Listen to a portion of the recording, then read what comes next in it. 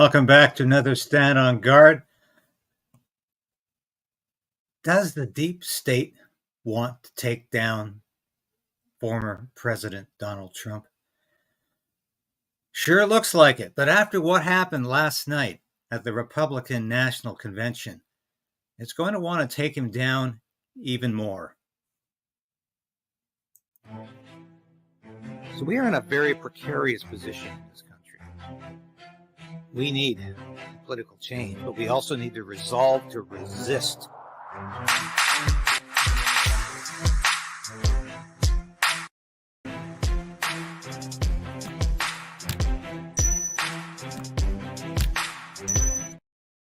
Yes, thank you so much for joining me again today. And thank you yesterday for your support.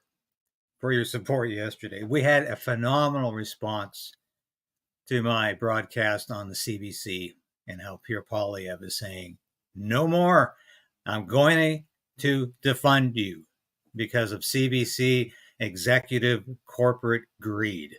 And it's greed at your expense. So thank you for watching that broadcast yesterday. And I know a lot of you loved the clip I showed at the end of Madeline, the woman from New York City, who said she was a former Democrat and said she's had enough.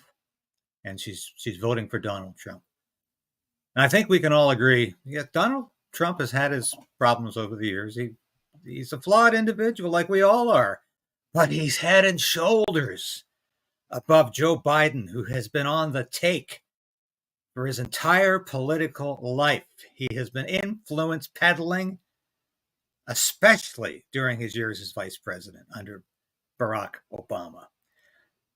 But what I want to talk about today is the new direction the Republican Party is going in. And it's exciting because it's a repudiation of the mess created, first of all, by George W. Bush in the wake of 9/11 and perpetuated by subsequent regimes, both Democratic and Republican. Donald Trump came to office saying no more foreign wars and we're going to get out of Afghanistan.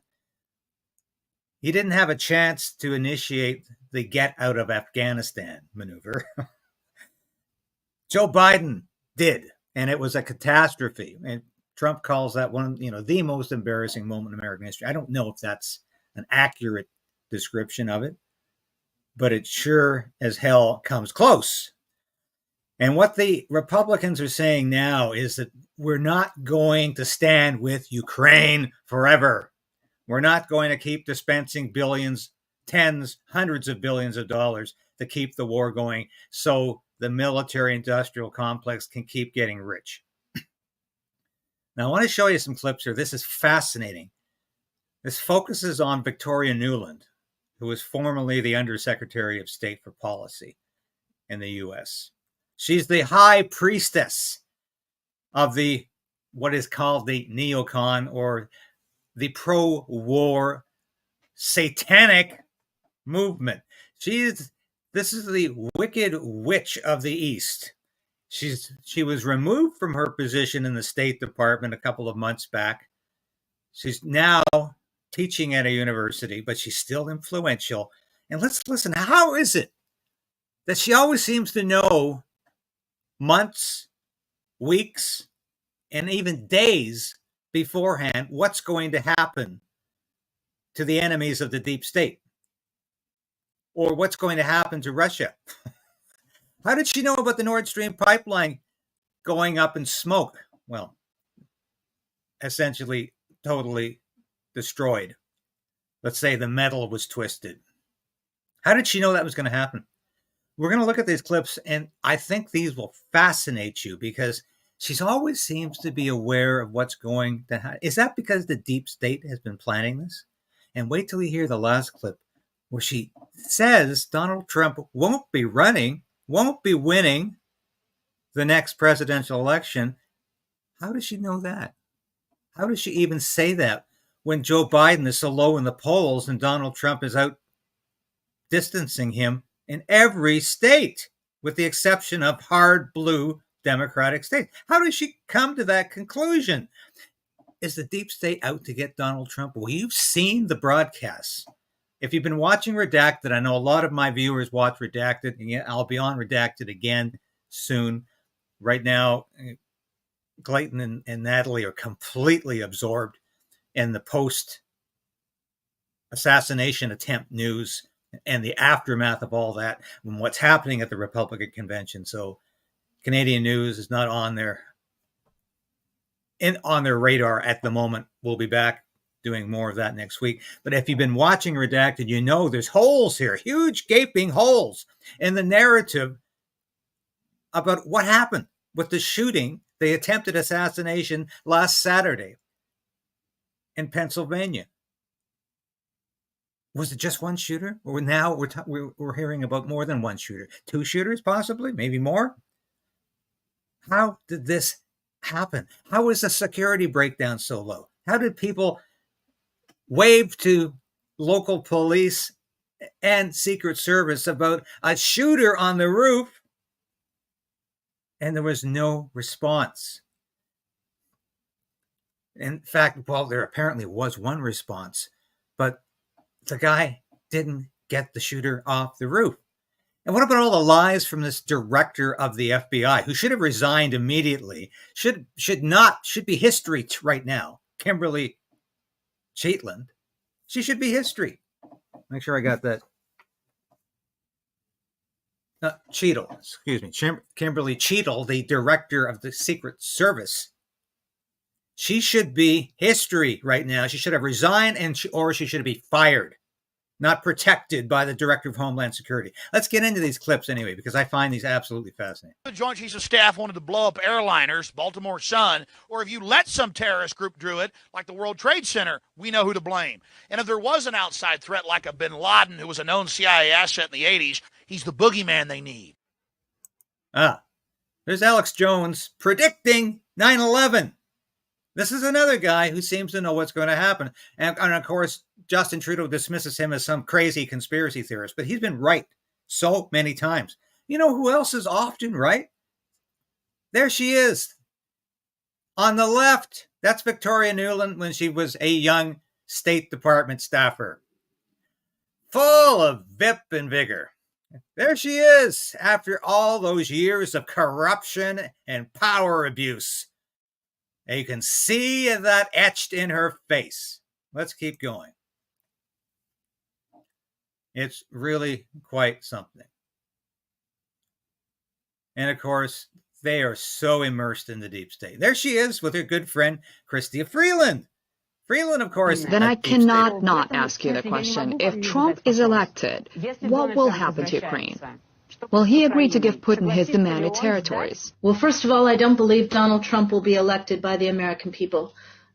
This man is a felon. He is a liar. He is not a supporter of basic U.S. democratic freedoms and principles. He's talking about locking up Americans, locking up immigrants, hurting our economy, etc. So I don't think that Donald Trump is going to be president. So if that's what Putin's betting on, he's going to get a unhappy surprise, I think.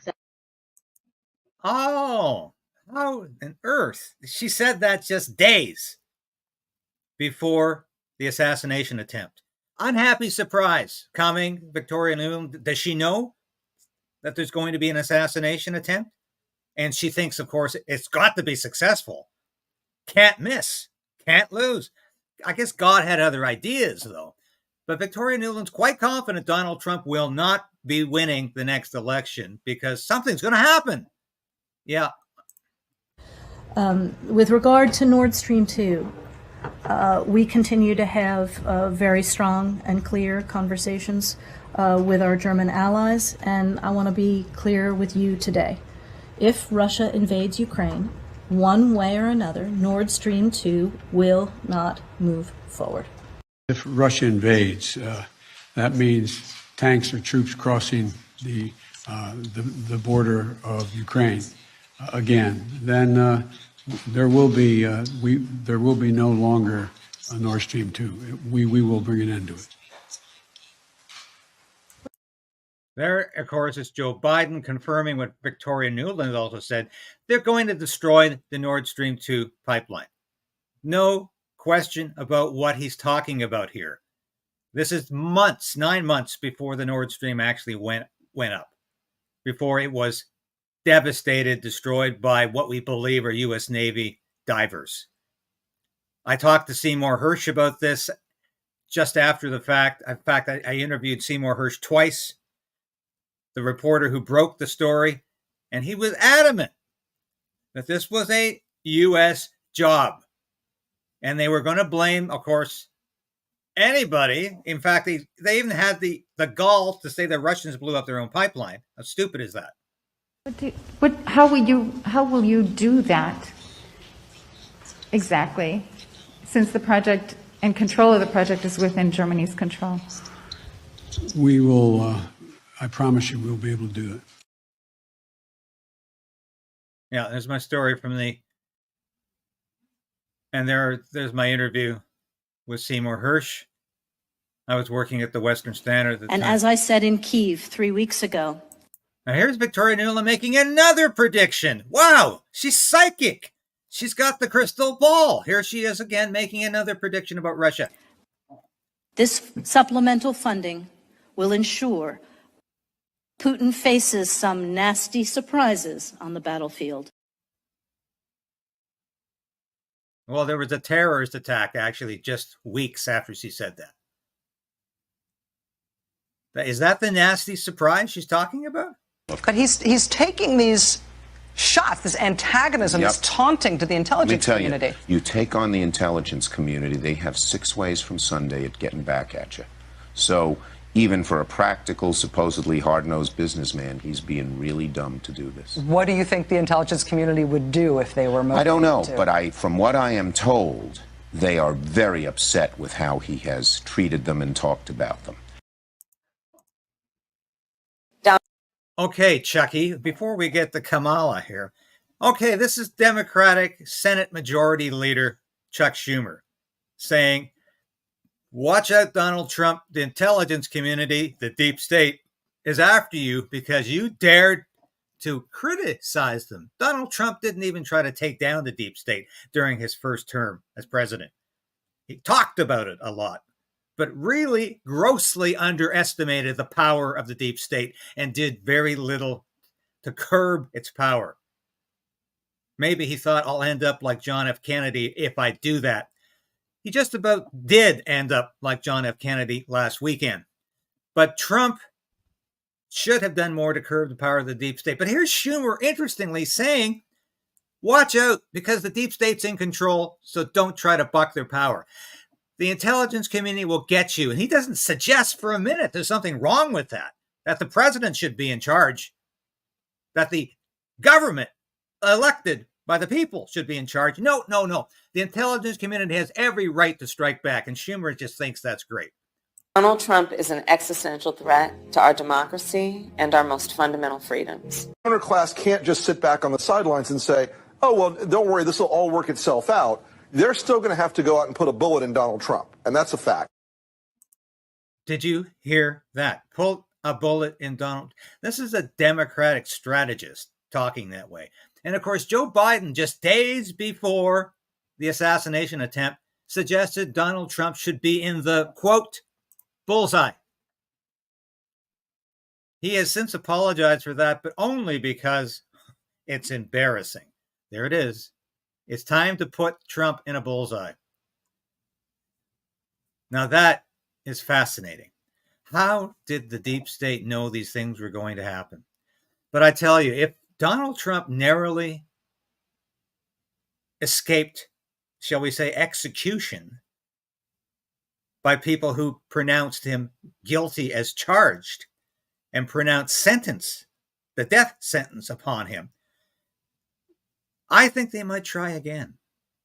And I think they're madder than hell because Trump chose J.D. Vance as his running mate, and this guy is so anti-establishment in terms of foreign policy and getting back to national security at home first. This has been the topic that has really defined this Republican National Convention this week. They've got a lot of average folks up there talking about what is security for me? It's illegal aliens coming through my backyard, destroying my property, breaking into the house, bringing drugs into the country. The hell with Ukraine's borders. We're sick to death of hearing about Ukraine's sovereignty. We are sick and tired of hearing about Ukraine's territorial integrity. What about the United States, these people are saying? Stop looking to Europe. Stop interfering in Europe and get going on security in the United States. Here's a couple from Arizona talking about this, and they really make this clear. You can almost hear them say, to hell with Ukraine. It's the border security I'm concerned about. It's Jim Chilton, and this is my beautiful wife, Sue. We've been married for 60 years.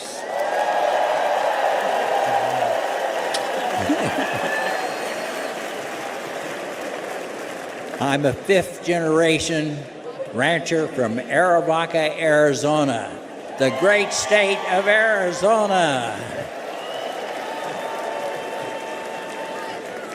5.5 miles of our ranch is the U.S.-Mexico border. It's a known route for drug smuggling and human trafficking. On the screen, you'll see footage from our ranch. Since Joe Biden took office, our hidden cameras have recorded over 3,500 drug packers and others dressed in camouflage marching north through our ranch.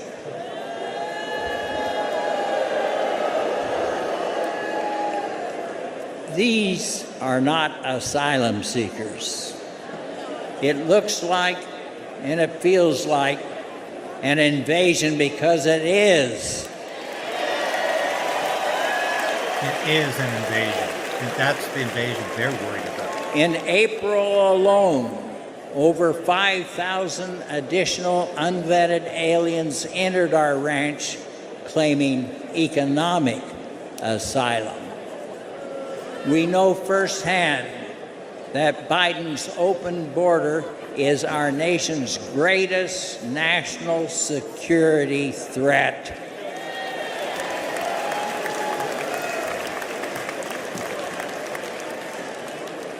We need to make America safe again.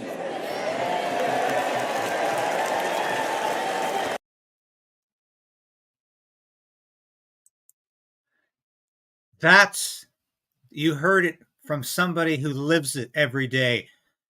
The security threat is not over in Europe, fighting European wars or provoking Russia into invading Ukraine because you kept expanding NATO farther and farther east at Russia's doorstep. America can't guarantee the integrity of its own southern border because it's so damned obsessed with other people's borders. And these people are saying, we've had enough. We've had enough. And this is a huge departure from where the Republican Party has been in the past. And I tell you what you didn't hear once last night. And this was an evening dedicated to what was described as foreign policy and national security. Yes, some of the speakers, like Newt Gingrich, deep stater from years gone by, was up to talk about foreign policy. Yeah, he talked about Russia and Ukraine. He just suggested that Russia would not have invaded Ukraine had Donald Trump been president. Maybe not if Donald Trump had said NATO is not going to keep expanding any further eastward and Ukraine cannot be a member of NATO. That is clear. If Donald Trump had said that, he probably could have averted the war between Russia and Ukraine. So maybe that's true.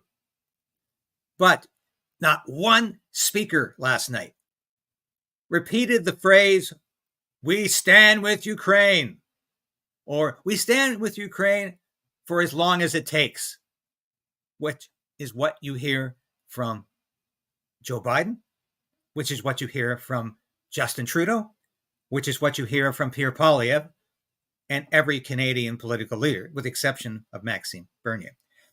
But you heard nothing about that last night. Not a single word about keep supporting Ukraine with hundreds of billions of dollars of tax money. Not a single word about that. Now, that is a departure. Now, here is the former acting director of national intelligence, Steve Grenier, who was a very close supporter of Donald Trump in the post-election period when Trump was trying to discover what happened with ballot boxes. That's all I'll say about that. You know what I'm talking about. But here's Grenier expressing a viewpoint that would have been impossible, I would say, even 4 years ago. Tonight, I want to talk to you about why President Trump's strength and grace, which now even his opponents struggle to deny, have consequences beyond American borders. From 2001 to 2008, I served as America's spokesman at the United Nations. Back then, Republicans believed America's duty was to spread democracy by military force. We were misled about weapons of mass destruction. We intervened in other countries' affairs and signed treaties that only benefited other nations. We spent too many years ignoring America's priorities. That's what happened when Washington stopped being the capital of the United States and started being the capital of the world. There was only one man with the strength to call out the lies and failures of both Democrats and Republicans: Donald Trump. We were misled about weapons of mass destruction. In other words, George W. Bush lied to us. And he implicates both Democrats and Republicans in that lie, in the idea that the United States could keep pushing its will around the world through military force, keep starting wars everywhere, keep maintaining all of these hundreds of bases around the world, and keep getting away with it. What he's really saying is that the government wasn't putting American people first. They were putting American military industrial complex interests first. They were putting the interests of the merchants of death above the interests of the average American, and even the military. Do you want to join the military so you can die in a fruitless war that's never going to end, that's going to be continued year after year after year, just so people can make money off the bullets and the ammunition and the bombs? And that's where the United States stood before Donald Trump said, we got to stop this. It makes no sense. It's not protecting America. It's making America more vulnerable, which is why they can't do a damn thing about their southern border, because they're too busy worrying about everybody else's business. And I think Grenier makes it very, very clear in what he's saying here. What else does he say? That's very, very important. So Washington cannot be the capital of the world. Now, this is diplomatic talk from a guy who understands he can say so much at a convention, because I'll tell you, the Republicans are going to get a lot of heat for this from the Democrats who are saying, Trump is not standing with Ukraine. Trump is not going to continue supporting Ukraine for as long as it takes. So the criticism hasn't started yet, because it was the tone last night was somewhat muted. It's what wasn't said. But when things like this are said, when the convention highlights ranchers who say, here's the national security threat on my border, in my backyard, when you have people saying George Bush lied to us, not in so many words, but that's what he said. And when J.D. Vance is chosen as your running mate, somebody who has said we've got to stop funding the war in Ukraine and we have to start looking after our own interests in North America. You know there's a sea change. The policy is changing, and Donald Trump is behind this. Now, tonight I'm going live with Donald Trump's address.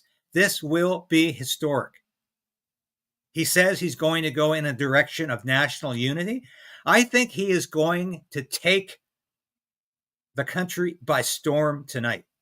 I think the atmosphere at this convention, which has been like lightning in a bottle, which has been electric, I think will translate to the entire country. He will become the symbol of what America used to be and can be again, because he is saying, I'm it. I've got through this assassination attempt. I'm going to stand for national unity. Come on in and support me. But listen to what J.D. Vance said last night. We're done sacrificing supply chains to unlimited global trade, and we're going to stamp more and more products with that beautiful label, Made in the USA.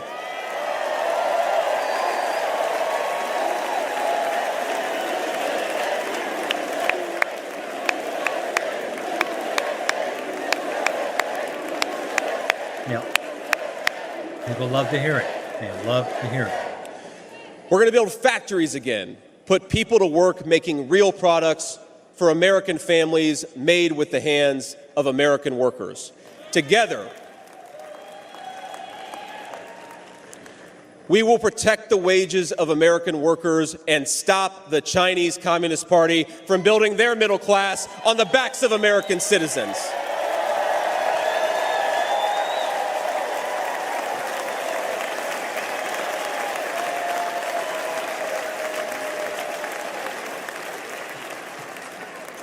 Together, we will make sure our allies share in the burden of securing world peace. No more free rides for nations that betray the generosity of the American taxpayer. Like Canada? Like Justin Trudeau? Together, we will send our kids to war only when we must. But as President Trump showed with the elimination of ISIS and so much more, when we punch, we're going to punch hard.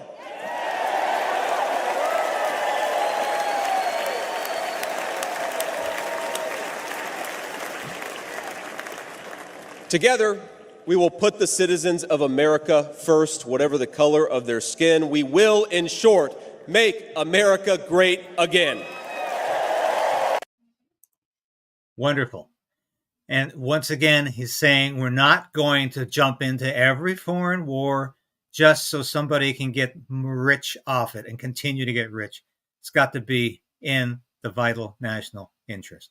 And that is, once again, a huge departure from where the United States has been under previous Democratic and Republican administrations, which can't wait to get the United States involved in that next war. And I think what J.D. Vance is saying here is relevant for all time, and it's certainly for the next 4 years and the next decade after that. I see we have somebody from Michigan watching today. Nice to see some of our U.S. audience. Thank you for watching. I will I will be broadcasting tonight, and this is going to be an exciting speech from Trump. I think it's going to confirm where he's headed, and I think it's going to confirm that he will win in November. All he has to do is avoid the clutches, the tenacious clutches of the deep state, the nefarious clutches of the deep state. I believe he can do that. But this has been a fascinating convention. I've watched conventions, I kid you not, since I was about 10 years old. Yeah, I have. Sometimes I used to watch them both, Republican and Democratic. This has been the most exciting Republican National Convention in decades, because there's a sense of hope, there's a sense of optimism, there's a sense of change, real change. Remember how Barack Obama talked about change? That was his only slogan, change. He becomes president, nothing changed. He kept the foreign wars going. He was captive to the same military-industrial complex as his predecessor, George Bush, was, as Bill Clinton was. He said change, but he did not change. The policies were the same. Nobody went after more innocent people with drones than Barack Obama. He was part of the same system. So thank you for your comments. I'm just showing a few of them here. Thank you for your support. Do what you can to like this broadcast as you did yesterday. We're going to beat YouTube censorship. And it's funny, every time you call YouTube out for censoring you or for suppressing your material, you get some success. They back off. So thank you for your support, people. Thank you for watching. And we will be back tonight with more of this historic Republican National Convention. And I think we've got an exciting couple of months ahead of us.